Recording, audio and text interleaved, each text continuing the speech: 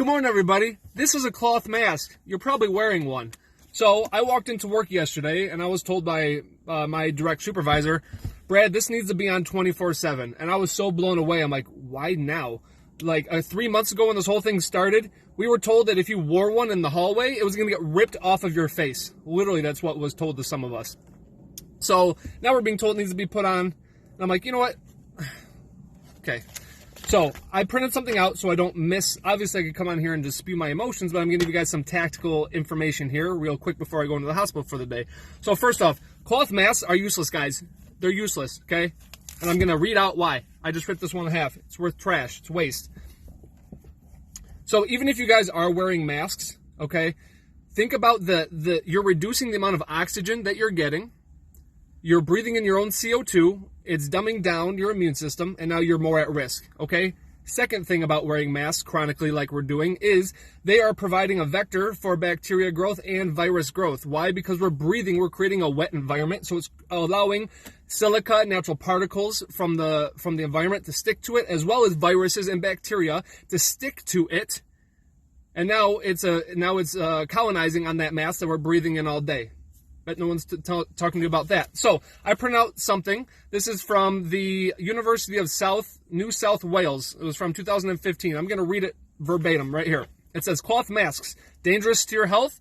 The widespread use of cloth masks by healthcare workers may actually put them at an increased risk of respiratory illness and viral infections, and their global use should be discouraged, according to the UNSW study. The results of the first randomized clinical trial, RCT, to study the efficacy of cloth masks were published today in the British Medical Journal Open. The trial saw 1,607 hospital healthcare workers across 14 hospitals in the Vietnamese capital, Hanoi, split into three groups: those wearing medical masks, those wearing cloth masks, and the control group based on their usual practice, which did include mask wearing.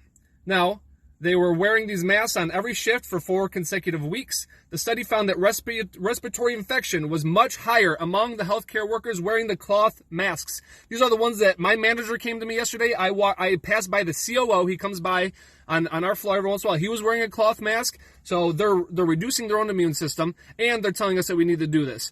And like, it's out of fear, guys. They're doing it from a sense of fear, which I get, but it's not from a sense of logic. So I kind of hope that infection control or someone sees this video or someone of importance and shows this, because let's sit down and have a logical conversation about this, and let's not pull emotions into it. So let me continue. The penetration of cloth masks by particles was almost 97% compared to medical masks. At least wear a surgical mask. I'm wearing a surgical mask when I'm dealing with patients. When it's a flu season, I'll wear a surgical mask. I don't even touch a cloth mask. They're useless. And they bother my ears. I like the Tyvek, which is a surgical mask. 44% as opposed to 97% of the amount of particles that we're getting through. Useless, guys. So are you going to trade that 3% of particles getting through for the colonization, for the wet that you're breathing out and colonizing the virus on, and reducing the amount of oxygen that you're breathing in and exchanging it for your own CO2? I'm not. So I'm going to skip ahead. It said, masks are worn to protect the infection during pandemics and outbreaks, especially when there are no drugs or vaccines available for protection. But in any case, they're especially important for frontline doctors and nurses, as their protection from infection is key to maintaining the ability to tackle a pandemic effectively. That's fair. Cloth masks should not be worn by workers in any healthcare setting, but particularly high-risk situations such as emergency departments, ICUs, intensive units, and pediatric or respiratory wards. Cloth masks remain widely used globally because they are a cheaper option, especially in areas where there are shortages of PPE or protective equipment, including in Asian countries which have historically been affected by emerging infectious diseases, as well as in West Africa, like the epicenter of Ebola. Effective controls of outbreaks and pandemics at the origin impacts us directly, so it's important for global disease control that the use of cloth masks be discouraged in high-risk situations.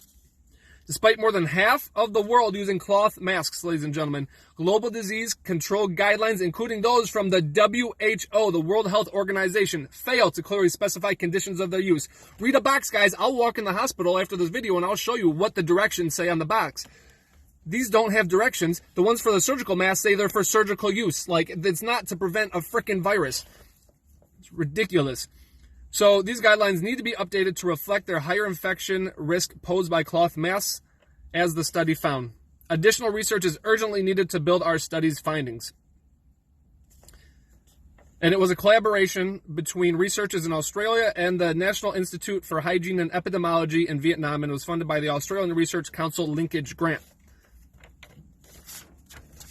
Bam. So, the last thing I'm going to say about this, even if everything I just said to you in this last 5 minutes was completely false, at my hospital, I mean, I'm in Michigan, we're in one of the most tyrannical states, to be quite frank. We're locked down, we just got an extension. We can't go out. We can't get sunlight. We can't go about. People are starting to wake up and realize that this is kind of bullcrap. You guys need to be out. Like the fear and the cortisol and the stress is one thing, but say all that was completely false. What I just told you.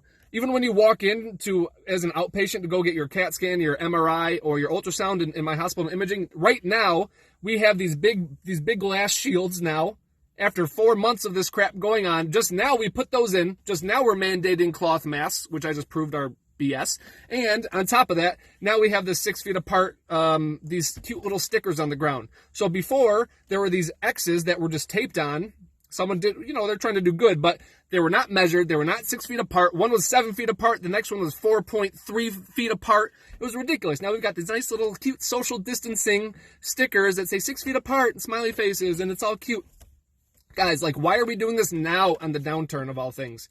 It's ridiculous. We are so far behind. Why didn't we do this up front? It's ridiculous. So if you're in a situation like you have 3 options. If you do not want to wear a cloth mask and it's mandated by your health system or mandated by your hospital, if you're a healthcare worker or your respective industry, 1, you can say to your supervisors, do this very kindly, very politely, but go do your data and make sure you do it correctly. Don't come in with emotions. This is about logic. But you can feel my emotion coming out of it. First, you can tell them, I have a health condition which requires me to have proper oxygenation in my body, and it's a HIPAA violation. You can't ask about it. Number 2, I kind of rolled in number 1 and 2. I have a health condition. It's between me and my doctor. They can't ask about that, okay? Number 2 is you can actually go and get a doctor's note that says that you cannot wear a mask because of that previous, that step 1 that I just gave you. So that's 2 things that you can do right there. Number 3, tread lightly, but you can very respectively sit them down and say, we are protected by whistleblower protection law. It's an act, it's a law. And there's OSHA. You can report this to OSHA, which is the Occupational Health and Health and Safety Administration. So I don't even know if that is administration, but it's OSHA. It's OSHA, OSHA. So you can very gently say that we are protected by OSHA, and we can file a complaint. Now, OSHA makes sure that you have to do 3 steps before you go ahead and do that. That's a separate thing. You can go do your own research. I got to get my butt in the hospital. So I hope I gave you guys some good data and something to work with today. And I just want to let you know, don't be scared. I just passed somebody before I made this video, wearing a cloth mask in their car again, alone, with the windows rolled up. Whoa, it's killing me. But in any case, stay healthy out here, guys. It's people are waking up. It's not that bad. I'm telling you, for someone who sees it every day, flu is worse. All these other things are worse. Cancer is worse. Heart disease is worse. You got all of these things that is much, much worse. Why aren't we focusing on that? Why aren't we focusing on all the other corruption that's going on? But people are starting to wake up. So take care. Hope I gave you guys some actionable data for the day. Bye.